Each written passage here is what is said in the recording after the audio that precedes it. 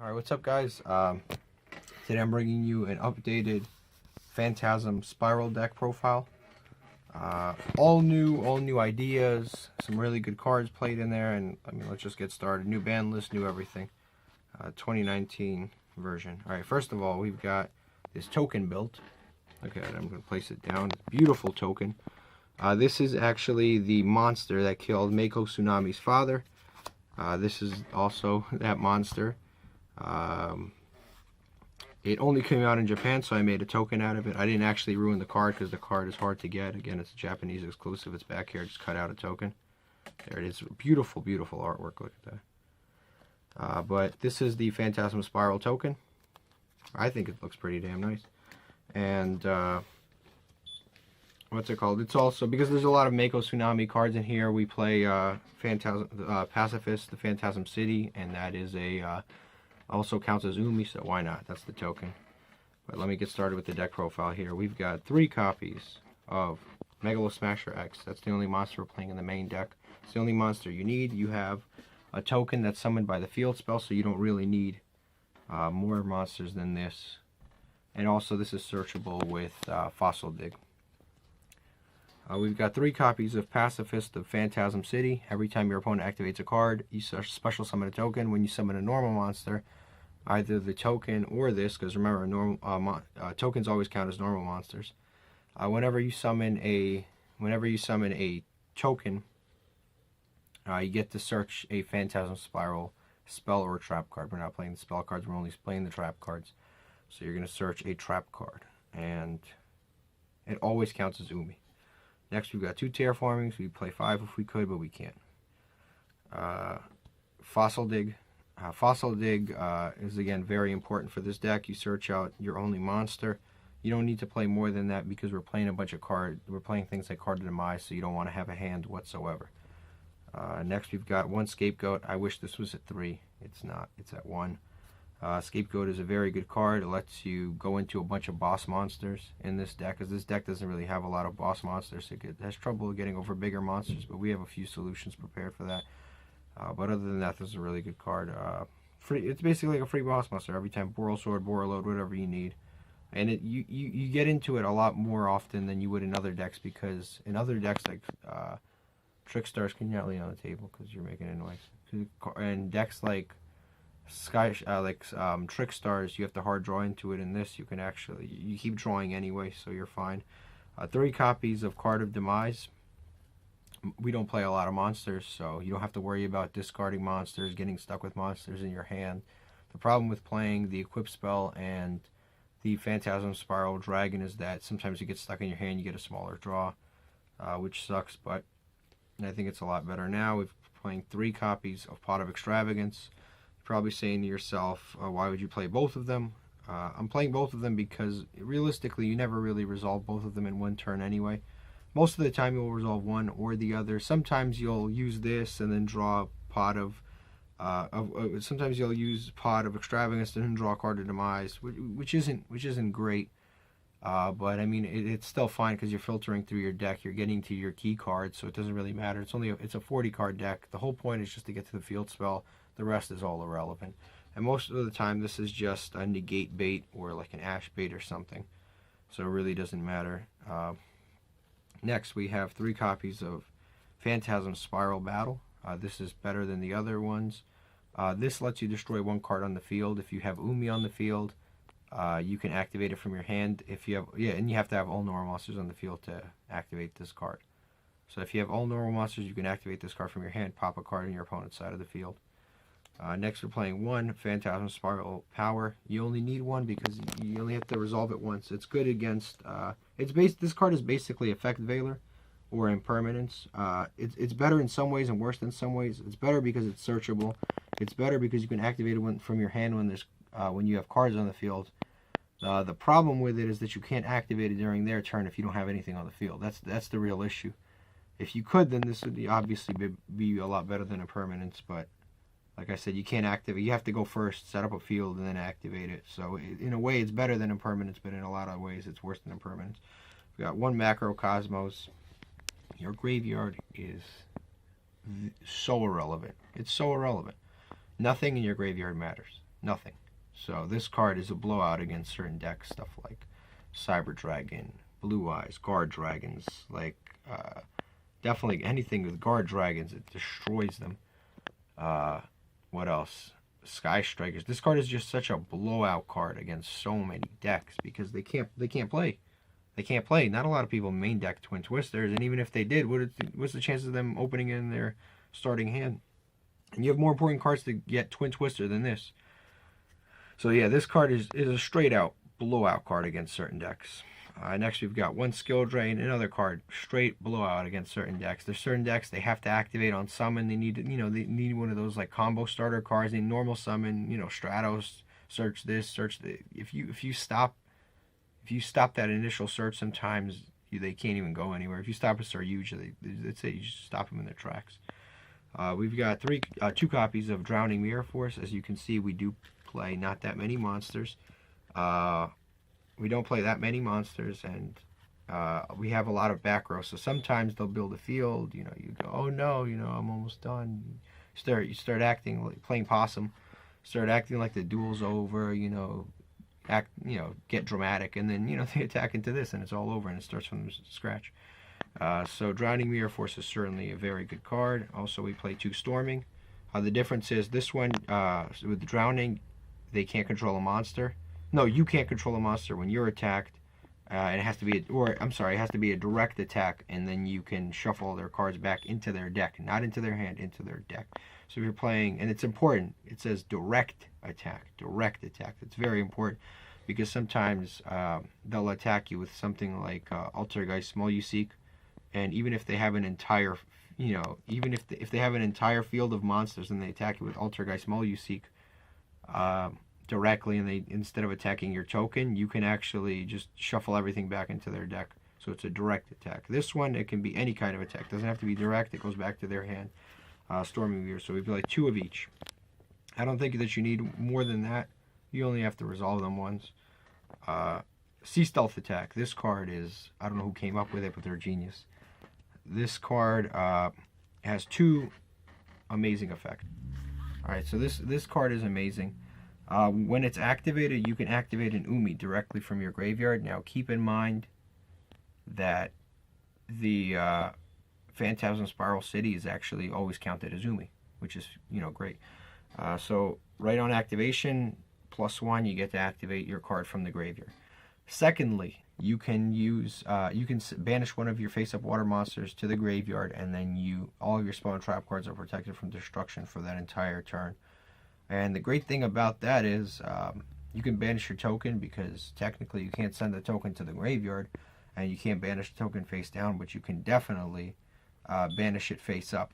So you can banish your token. It's not going to return because obviously it's a token. They never come back. But you banish your token and you get protection. Secondly, and then you can reactivate the field spell and then summon another token. It's like a big mess. So sometimes you'll have like Umi, you'll have this, and you'll have the Phantasm Spiral City, you'll have this, and you'll have a token. Your opponent will activate a card, you activate this, banish the token, the card will resolve whatever they activated, and then you'll get another token, and you'll get another search, which is fantastic. So that is the Sea Stealth attack there. And then the other effect, which is like the most important effect, if your token is level 8 water monster, it's a level 8 worm water monster, 2000 attack.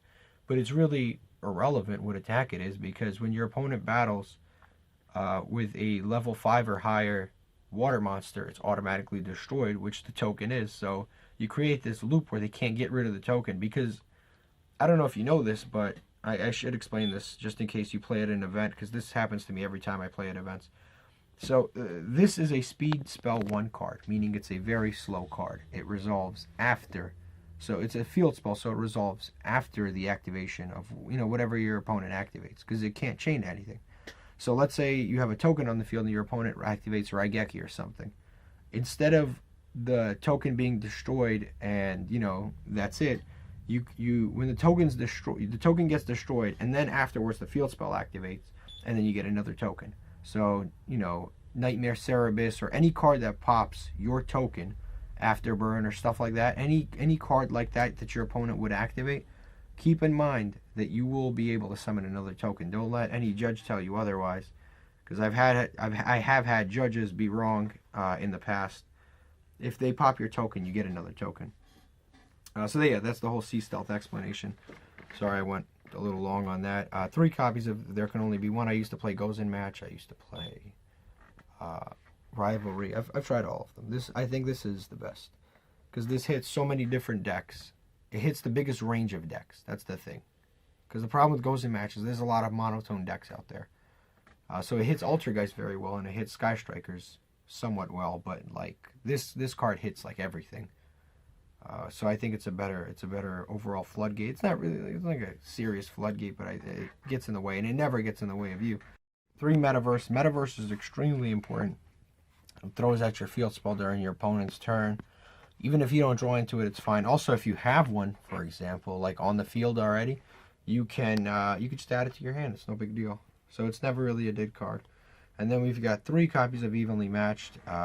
Evenly Matched is important because you don't have a lot of going second cards in this deck, and most of the time you'll lose if you go second. That's the problem with this deck. But Evenly Matched will allow you to like get over certain people, surprise certain people. So definitely main decking 3 Evenly Matched is very important. You can change it if you want to. It's up to you. You can make it impermanence. You can make it whatever you want, but I think 3 Evenly Matched is good because it gives people a lot of like surprise factors, and it's good against grind decks like Sky Strikers and stuff. It's a little hard to do anything when somebody's playing, you know, they set up a huge field with 3 negates. It's like, you can't really do anything. Evenly Matched isn't going to really help you. But overall, I think it's pretty good in the deck. So that's the main deck. Next, we've got we'll go over the side deck next. Yeah, the side deck, why not? Got 3 copies of Lava Golem. It's a proxy because I really can't find my Lava Golem. I definitely have it, I just don't know where it is. 3 copies of Lava Golem. Lava Golem is such a good card for this deck because you use Lava Golem and then you have the field spell active, and a lot of the time, sometimes it's difficult because your opponent will go, okay, I'm not going to activate any cards. I'm just going to normal summon a monster and attack you directly, which is why you play, the Mirror Force and stuff, but that's irrelevant right now. What's good about Lava Golem is you tribute 2 of their monsters, you activate the field spell, and then, you end your turn. And as soon as their turn starts, they have to inflict 1,000 damage to themselves because of your Lava Golem. And you automatically get to summon a token, and you get a search. So you tribute 2 of their monsters, you inflict 1,000 damage, you summoned a token, and you get a search. All because of a Lava Golem that you forced. So Lava Golem is very good for the side deck against, huge board decks. Next, we've got 3 copies of Infinite Impermanence. Again, you have to be able to go second. So game 1, you'll probably win because you're playing the greatest deck of all time. But then game 2, they'll side in, like, they'll probably want to go first. And not only will they want to go first, but they'll start trying to work away all of their combos. And if they're going first and you're going second, then you play hand traps. The problem with playing hand traps in this deck is if you go first, what are you gonna do? Discard them off of Card of Demise? You don't want to lose your hand traps. That's idiotic. So when you go, you're going second, you play hand traps. You also play 3 copies of Ash Blossom. You can replace that with Droll and Lockbird if you really need to. But I think Ash Blossom's fine. So we play 3 Impermanence, 3 Droll and 3 Ash Blossom, which should probably be Droll and Lockbird. But you play both of those hand traps when you're going second, and you can play Lava Golem also. If you're going first, you play 3 copies of Waking the Dragons. As soon as you Mirror Force them a single time, you Mirror Force them 1 time, they're gonna side in all of the, Twin Twisters, Heavy Storm Duster, stuff like that. They're gonna realize, like, all right, the deck revolves around this right here, so I need to stop this. I'm gonna side in Twin Twisters and all the other stuff, and they're eventually gonna hit this by accident, and you're gonna get a beautiful, huge monster. And then we've got 3 copies of Imperial Iron Wall. Very good. And I know that you're playing a back row deck, so you're definitely going to get evenly matched at some point. If you're going first, you might as well just side this in. Also, it happens to hit a lot of decks. Stuff like, what is it? Thunder Dragons destroys Thunder Dragons. They can't even play. They can't even play. It's useless. It's futile for them to even play. So you got 3 Imperial Iron Walls. Next, we've got the extra deck. Got 1 copy of The Last Warrior from Another Planet. When this card's summoned, neither player can normal summon or special summon. So it locks out everything. It's great. You do this against Sky Strikers, it's fantastic. You kill their engine. They have to hard draw engage. Alright, we've got 1 copy of Ultimate Falcon. This is, I'm going to put it on the screen. It's Raid Raptor Ultimate Falcon. He's unaffected by everything. I don't know where my Ultimate Falcon is. I traded it, or somebody I know was building pure Raid Raptors. I gave it to them, and I forgot I didn't have an extra copy, so I'm going to find it. I don't know where it is right now, but I'll find it. Next, we've got 2 copies of Mrs. Radiant. This is for the tokens, obviously, for the Scapegoat. Sometimes you can just go straight into this. Got Proxy Dragon, Topological, Bomber Dragon. This is all up to you. Link Spider, Link Karibo, Nightmare Phoenix, Borreload, Unicorn, Boral Sword, Link Karibo, Soryuja, and Ningirsu. All up to you. You can do whatever you want. It's up to you. For the extra deck doesn't really matter. I don't play the Ghost Reaper Winter Cherries anymore because it's only really good against Salamangreats. I don't think it's all that great against other decks. Although, you can play it. It's your life. You can do whatever you want. So that's it. That's the deck. That's the full deck profile. I hope you enjoyed it. Thank you for watching. Don't forget to drop a like. Alright guys, thank you for watching this video. Don't forget to subscribe. And if you really enjoyed this video, be sure to click on one of these 2 available videos on the screen. Thank you for watching.